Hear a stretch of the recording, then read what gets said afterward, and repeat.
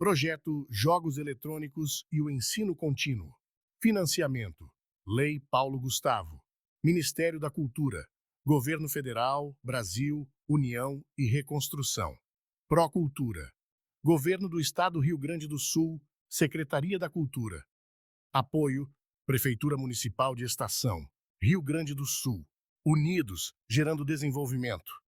Olá pessoal, tudo bem com vocês? Espero que sim. Hoje então a gente vai para a nossa última aula de jogos eletrônicos e ensino de história, aprender um pouquinho mais sobre história e também já ver como utilizar esses jogos para poder aprender não só história, mas pensamento crítico e entender como que o mundo funciona um pouquinho melhor. Hoje a gente vai ver um jogo chamado Assassin's Creed Valhalla. É um jogo que se passa em torno do século IX, ali no ano 1000 da era cristã, e ele foi lançado, se eu não me engano, em 2022. É um jogo recente, ele tem uma potência, ele é meio pesado para os computadores atuais, assim, ainda. Então ele é um computador um pouquinho mais potente. O que nós vamos fazer? A gente vai analisar esse jogo, não do modo gameplay dele, que ele tem um modo história, o modo onde tu faz toda a história que o jogo propõe e tudo mais. Esse jogo ele não tem multiplayer, tem um modo campanha só, um modo história, e é isso. Só que a gente vai fazer uma coisa diferente. A gente vai jogar o Discovery Tour. É uma ferramenta extra que a Ubisoft, que é a empresa que fez esse jogo, proporcionou aos jogadores, que é basicamente uma forma de como você pode ver a história. É um pouco diferente. Vamos lá. Aqui, galera, no Discovery Tour, o próprio jogo ele consegue fazer toda a narrativa dele, vai explicar muitas das coisas para vocês, vai ter muita informação, muita coisa que eu não vou ter que falar praticamente nada, onde o próprio jogo ele vai te ensinar a história, ele vai deixar explicado qual que é a proposta dele, vai deixar tudo praticamente explicado. Então, você quanto professor, tu não vai ter que explicar necessariamente conteúdo, mas claro, sempre é bom dar um contexto histórico. Tanto que essa era Viking, esse jogo que passa no contexto Viking, a invasão dos Vikings na Inglaterra, por isso chama Valhalla, a terra sagrada onde os mortos vão, no mundo viking, na mitologia viking. Vamos acompanhar aqui, pessoal, vamos entender um pouquinho melhor, como sempre, a partir do jogo fica muito mais claro do que só eu falando assim do nada. Vamos lá então. Deixa eu ver o personagem aqui. Colaboração de várias empresas que vão ajudar a dar essa informação. Não é só do nada. Ei, viajante! Boas-vindas ao Discovery Tour Viking Age. Assim como os bravos escandinavos que partiam em Dracarys em busca de novos horizontes, uma jornada por conhecimento e uma promessa de aventura lhe aguarda. Por 3 séculos, aventureiros zarparam atrás de comércio, terras e às vezes pilhagem, mudando para sempre o mundo de formas ainda sentidas hoje em dia. Chamamos esses aventureiros de vikings. Alguns lembram deles apenas como guerreiros brutais e conquistadores implacáveis, mas há mais a se aprender sobre sua cultura rica e complexa.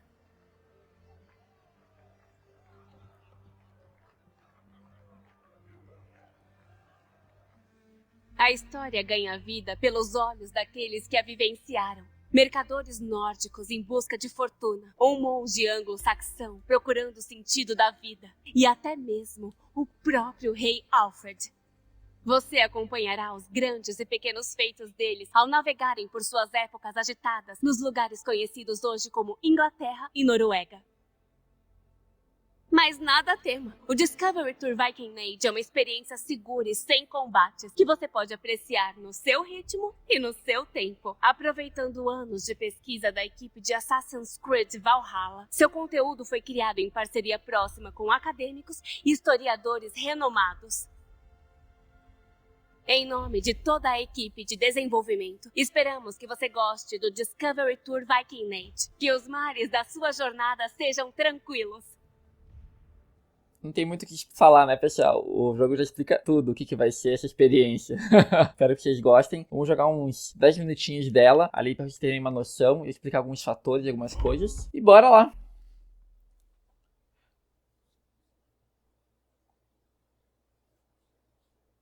Então a gente joga com o Thorstein, um comerciante, né? Só que ele vai ter que ajeitar algumas coisas. Temos alguns problemas aqui na cidade onde ele mora. Ele vai ter que dar algumas ajeitadas finais antes de viajar. Estamos em Stavanger, na Noruega, no ano de 866. Depois de Cristo. Ficaria feliz de vir para a fazenda como companhia. Você vai ficar fora por meses, não anos. Menos tempo do que suas rotas de comércio. Eu e a fazenda ainda estaremos aqui quando voltar. E eu vou voltar. É bom mesmo. Senão vou atrás de você. Trig, tem alguma pergunta pra mim antes que eu vá? Não, vou cuidar da reputação de Gunhilda enquanto você estiver fora. Duvido que ela precise de ajuda, mas fico feliz em saber que você está aqui. Vem, Thorsten. O mercado não espera ninguém. Estou indo, amor. Então aqui, vamos começar a jogar, né, como personagem. E vamos ter que cumprir o objetivo da missão, que está em verde. Amarelo e azulzinho tem algumas informações adicionais. Então, pessoal, a gente pode caminhar, enfim, visualizar como que realmente era uma cidade. Aqui, né, vai ter, então, o verde com a missão principal. Aqui, o amarelo, locais de descoberta, locais diferenciados. E o azulzinho com bastidores, coisas mais específicas do Assassin's Creed. Pessoal, explicando rapidamente. Então, a gente vai meio que viver a vida desse cara antes de sua viagem para a Bretanha, né, sua viagem comercial. Os Vikings, acima de tudo, além de guerreiros, eles são grandes comerciantes. Eles produzem alguma coisa e o que eles produzem, eles tentam vender por dinheiro para trocar e comprar por novas coisas, normalmente comida. Porque como eles vivem em uma região na atual Noruega, Suécia, é um local muito frio e que na época a questão de cultivar alimento é muito complexa, é muito difícil. Então eles caçam animais e produzir comida é muito complexo, porque nós temos muito tempo de neve, basicamente. Em locais é só neve o tempo todo. Então às vezes eles têm que comprar, às vezes não tem dinheiro para comprar, ou o preço é muito absurdo, então eles saqueiam. É por isso que os Vikings, conhecidos como saqueadores, às vezes eles querem invadir terras para conquistar uma nova terra que não tenha neve. Apenas para o quê? Para poder criar sua família, conseguir comida e viver uma vida em paz, feliz. Mas para isso eles têm que seguir com a guerra. Vamos lá. Durante alguns momentos vai aparecer isso daqui. Que eles são Stavanger. Você é mole com ele, amor. Ele é um homem adulto, não uma criança. Falando daquele cara que eles estavam falando na casa deles. Cliquei aqui no Saiba Mais, então, pessoal, aqui no Saiba Mais vai ter sempre um textinho dando uma informação extra de algo do jogo. Aqui, por exemplo, tá falando sobre Stavanger, que é essa cidade onde eles estão morando. Stavanger, né, pessoal, como vocês vão poder ler aqui ao lado, é uma cidade que foi construída, enfim, nessa época Viking e que teve uma batalha naval forte, grandiosa, no final do século 8 depois de Cristo. Eu não vou ler detalhes por detalhes, mas basicamente nós temos uma série de fontes históricas que elas vão nos informar o que é cada coisa desse jogo, cada coisa que a gente observa. Aqui, por exemplo, a cidade de Stavanger é baseada no mercado escandinavo de Kaupang, de um artista. A gente pode voltar, só ver tudo e ver a informação. Então, ó, para recriar o Stavanger, a cidade que nós estamos vendo aqui, em Assassin's Creed, a equipe de desenvolvimento buscou inspiração no mercado de Kaupang. Kaupang, mostrado aqui, que é situado perto da cidade de Oslo, nos dias atuais da Noruega. Então, pessoal, tem coisas nesse jogo que vão ser idênticas à vida real, como aconteceu, ou vai ser super preciso. Tem coisas que a gente não vai conseguir, ou a gente que fala como Ubisoft, como a empresa, não vai conseguir recriar 100%. Falta informação, falta vestígios arqueológicos. O que mais falta são registros escritos, que os Vikings, eles não vão desenvolver um sistema de escrita textual. Eles vão ter as runas, vão ter uma escrita simples, digamos assim, com comunicação direta, mas não vão ter textos super detalhados, com gramáticas e coisas que vão nos ajudar a entender toda a história. Não vão ter livros escritos com 300, 400 páginas, que nós tivemos em vários locais do mundo, seja no Japão, seja na Europa, outras partes da Europa, seja na Bretanha, ou até regiões da Ásia, como a China, ou como o Japão que eu já citei. Muito bem, a gente vai saber muito pela fonte oral e por fontes e registros materiais, e é por isso que a arqueologia vai nos auxiliar aqui. Escravos falam, Gunhilda. Se ele voltar para sua família e disser que nós o maltratamos, posso acabar num duelo. Ó, ele é um escravo.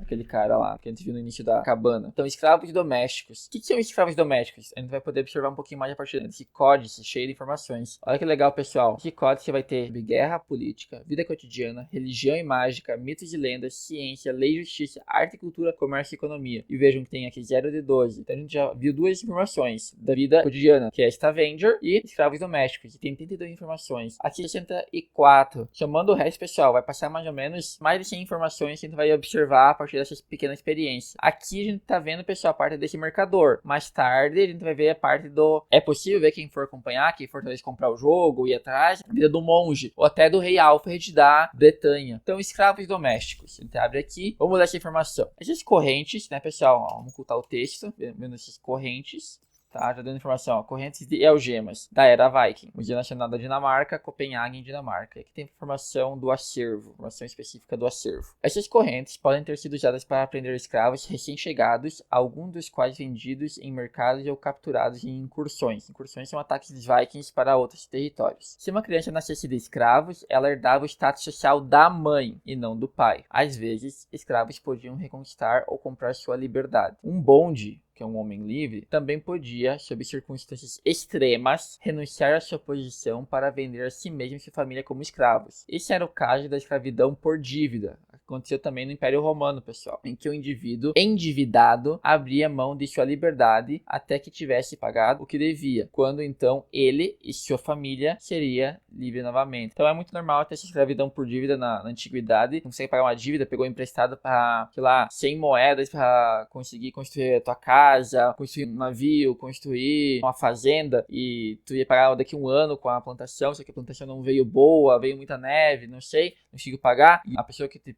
emprestou tá exigindo pagamento, tu vai ser escravo dela até tu pagar a sua dívida por trabalho. Ah, tu vai trabalhar, sei lá, 2, 3 meses na fazenda dele e tá saldada a sua dívida. Não sei, depende do contexto, depende da situação, valores, né? Nada de duelos até você melhorar com a sua espada. Com certeza vou poder praticar nessa expedição com Harold. Nossos inimigos podem não lutar com lâminas cegas, mas ele me garantiu que as crianças de Stavanger são mais ferozes. As crianças que te acertaram enquanto você dormia e saíram correndo e rindo?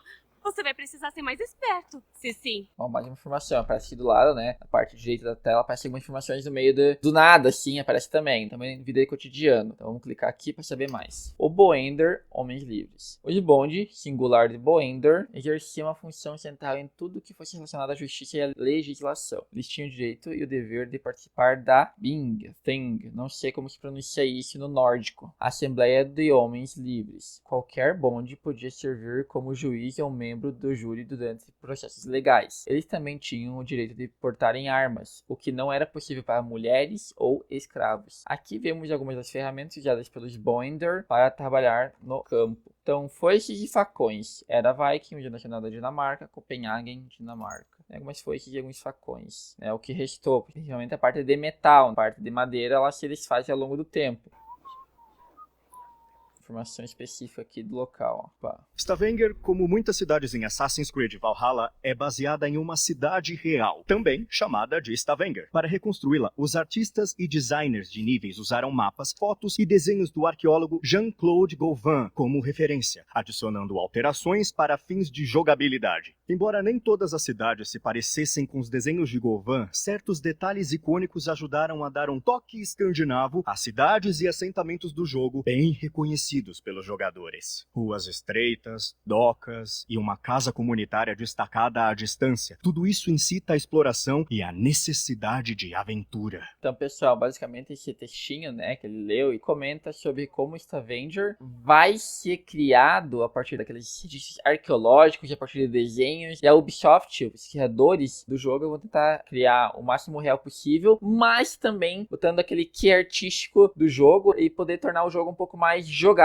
Porque talvez tinha alguma coisa que não ia fazer lógica pro jogo, ou não ia ficar legal na jogabilidade, porque o jogo em si, o personagem ele pode pular pelos telhados, pular pelas árvores. Talvez no jogo em si as casas eram mais longe, tinha mais distância entre uma e outra. Aqui eles já aproximaram para poder pular de um telhado para o outro. Eles tentam fazer essa jogada de realidade com jogabilidade. Opa.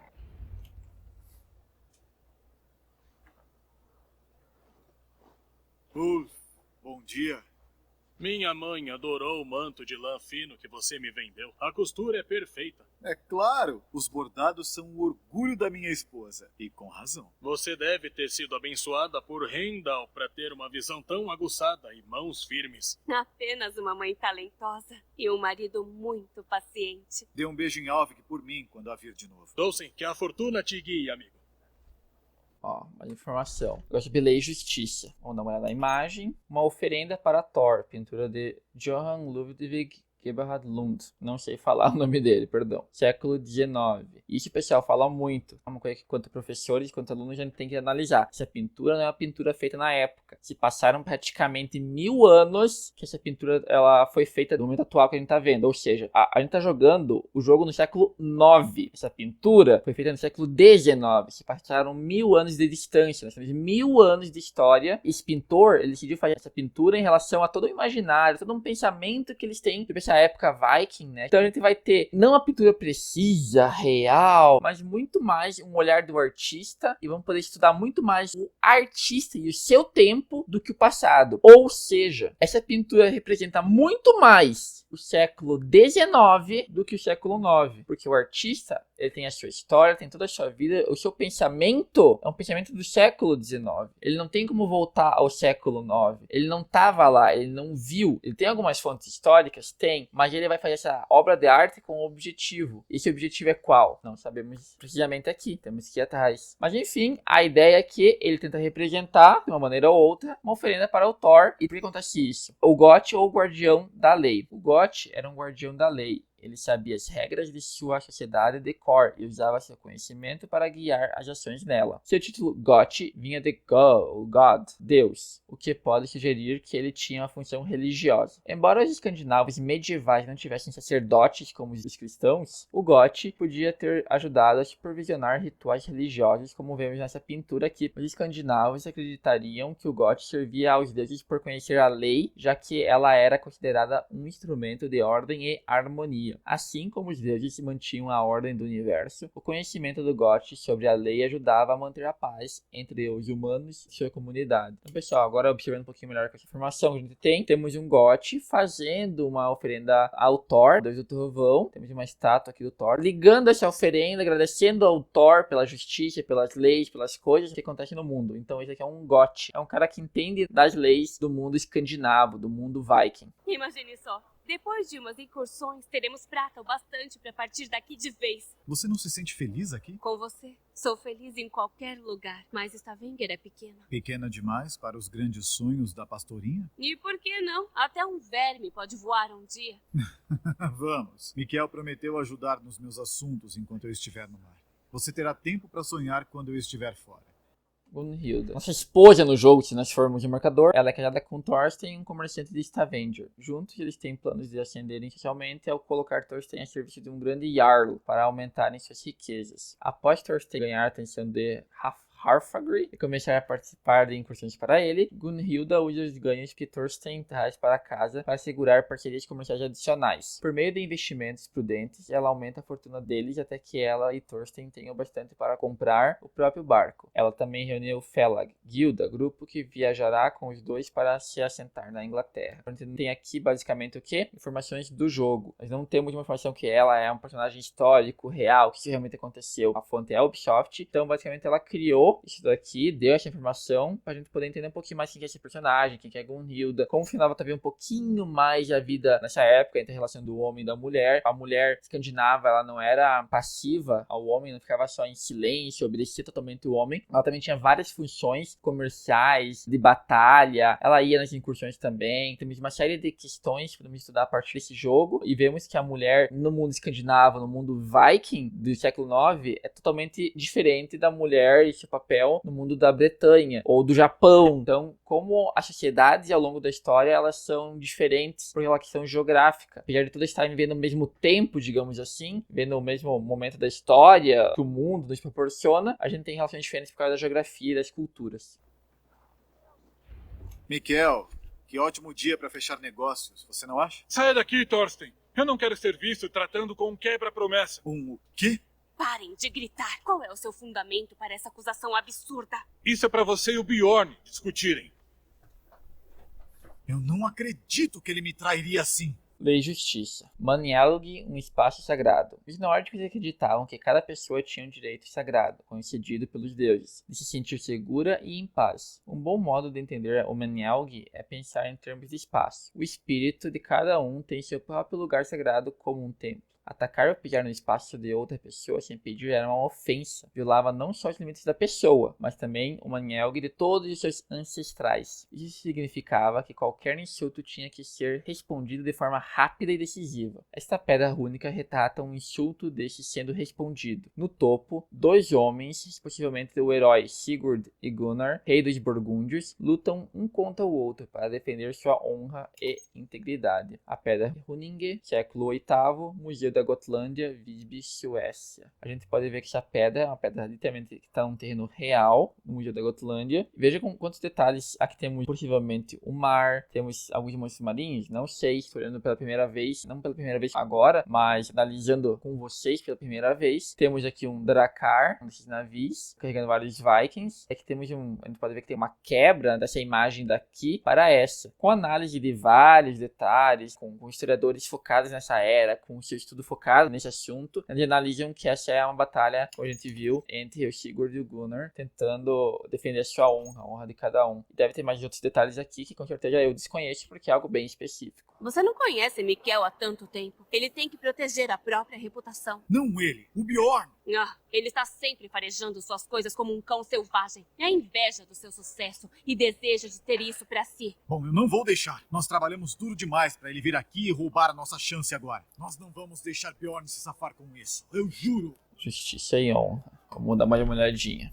Temos 2 entradas aqui, vamos lá. Justiça e honra. A honra era algo que os antigos escandinavos valorizavam. Às vezes chamados de Higher, que significava brilho, dizia-se que ela brilhava. Essa ideia de honra como uma qualidade visível que se materializava a partir do olhar dos outros era a razão fundamental das demonstrações ostensivas de riqueza e do alarde de sucessos em combate. Os escandinavos entalhavam suas memórias na pedra para garantir que suas reputações nunca morressem. A reputação, ela não é algo apenas um título que a gente carrega, mas para os escandinavos, a reputação está no olhar do outro. Quando tu olha alguém de alguma maneira, tu pode ver que tu tem uma reputação alta, tu tem respeito pela pessoa, ou tu tem desprezo por ela. A reputação, ela pode ser materializada. Então, se você tem dinheiro, se você é um grande guerreiro, matou vários inimigos, tem uma grande reputação, as pessoas te olham diferente, olham com respeito, com admiração. Inclusive, essa admiração ela pode ser esculpida em pedra. A pedra Hallestad 1 foi feita entre 1970 e 1020. Não tem a precisão, não tem uma data aqui, ó, tá escrita aqui a datinha bonitinha. Não temos isso. Nós temos com os vestígios arqueológicos uma data próxima. Veja, pessoal, que aqui, ó, é meio que o alfabeto, as runas escandinavas. Como eu falei, eles têm algumas runas, têm formas de se comunicar, de escrever, mas não se formam textos super complexos, se formam pequenas informações que são entalhadas e escritas em pedra. Então a gente está no Museu Nacional da Dinamarca, em Copenhague. Disputa de vinganças. Aqui é algo mais do jogo, então. A disputa era um dos modos legais de restaurar a honra de uma pessoa ou clã. Como a gente viu naquela primeira pedra ali no mercado anteriormente, como a gente pode ver também aqui nessa pedra que eu acabei de ler, a honra ela faz parte, ela é essencial para o mundo viking. A honra, a grandeza, tudo isso está ligado ao imaginário, ao mundo real, ao mundo físico, ao mundo palpável, onde eu posso tocar. As disputas eram monitoradas pela Assembleia de Homens Livres para garantir a ordem e a harmonia social. Todos os danos colaterais tinham que ser pagos pelos participantes da disputa, incluindo o veredildo, o preço de um homem. Cada pessoa na sociedade tinha um determinado valor, conforme a sua idade, gênero, a classe social, e ele podia ser exigido como compensação por sua reputação ou, se ela morresse em uma disputa, por sua vida. A vingança, então, ela é um foco central no jogo, no modo história do Assassin's Creed, desse jogo que a gente tá vendo. Aqui uma representação da Eivor, né, do personagem Eivor do Assassin's Creed. No jogo Assassin's Creed, no modo história, essa daqui, né, é a Eivor, personagem feminina, uma heroína, essa é a nossa personagem principal que a gente pode jogar, ou também tem o Eivor, o personagem masculino. Basicamente, Eivor é um nome, então, que é masculino ou feminino,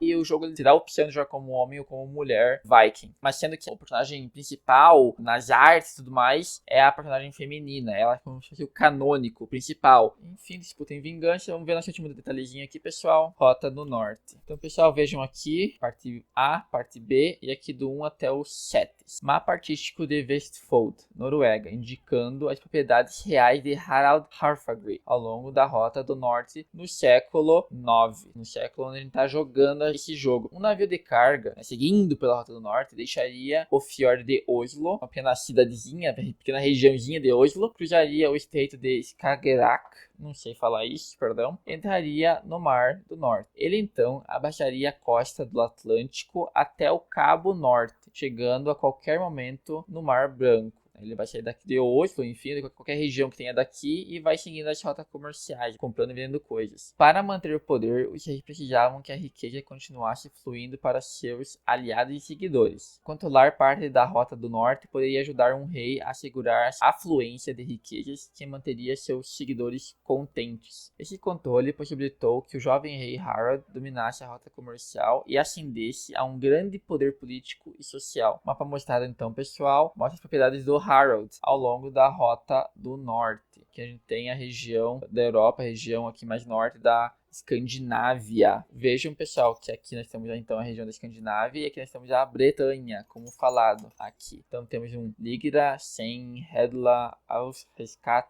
Fidir, Avaldsner, Usten, várias cidades, digamos assim, locais importantes, portos importantes de comércio. E temos aqui as ilhas britânicas, a Bretanha. Veja que esse mapa, pessoal, não é um mapa super preciso, mapa atual que alguém fez. Aqui é mais ou menos como era visto na época que tinha assentamento, como era o mapa da época, como os Vikings tinham um conhecimento geográfico da época, que vai ser diferente do que nós temos hoje. Bom, pessoal, não irei continuar a partir de agora, porque vai ter muita coisa para falar, muita coisa para fazer, mas eu só quero que vocês tenham noção que esse jogo dá para aprender muita coisa, de conhecimento específico, de detalhes dessa cultura nórdica, assim como você se colocar como esse personagem, você estar ali, você viver e tomar decisões muitas vezes. Aqui, se a gente não tomou nenhuma decisão por enquanto, no jogo base, a gente pode tomar várias decisões importantes, decidir o que fazer, como agir. A gente ataca ou não ataca, a gente vai por cima ou vai por baixo que a gente atacar, a gente opta pelo comércio ou pela guerra. O jogo base ele traz tudo isso pra nós. Vejo que tá nevando, agora parou de nevar. Esse jogo ele é bem dinâmico. Legal a gente observar, pessoal, o uso da luz, de animais, toda a estrutura, pessoal, a infraestrutura que o jogo nos possibilita. Veja que legal o mar se mexendo. É algo magnífico de ver, de experienciar. Espero que vocês tenham gostado. Se gostaram, pessoal, por favor, curtam, compartilhem com colegas, com amigos, né, com professores de vocês de história, outros professores que podem talvez utilizar para estudar geografia, estudar elementos textuais, enfim. O importante é que o conhecimento ele não fique só aqui, só com você, mas compartilhe. O conhecimento está aí para ser compartilhado. Deixa um comentário também, pessoal, se querem ver um pouquinho da jogabilidade do Assassin's Creed, aí eu posso trazer mais coisas, mais conteúdo. Abraço, obrigado por terem estado aqui até então, nesse projeto. Espero que tenham realmente curtido, aproveitado muito. As possibilidades elas são infinitas, temos muito mais a explorar. Cada jogo é um universo diferente, cada momento do jogo também é uma experiência que nós temos muito para aprender e a gente meio que apenas arranhou a superfície da camada de gelo. Tem todo o resto para ser explorado. Imagina todas aquelas montanhas. A gente pode, não de fato, não podemos pisar em cada uma das montanhas, mas a ideia é que tem muitas coisas para ver, muitas coisas para observar e aproveitar. Então,